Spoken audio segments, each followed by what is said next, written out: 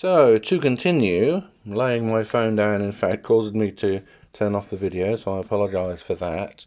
Anyway, I'm going to show you here how these do operate. The adapter obviously just comes off, it's magnetically attached. So this, you can see, is the micro USB.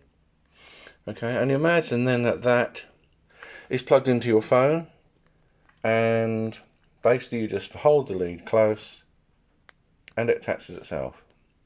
And in my experience, these are extremely reliable, and the functionality will last a long time. Okay, maybe in the case of careful use, several years.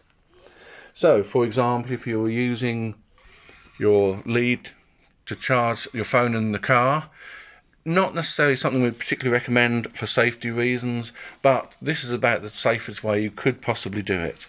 Because literally, you hold the lead close, it will draw itself together and make a positive connection for charging your device. So these are inexpensive, very effective, and well worth a try. So you can check out the link to our eBay listing if you wish.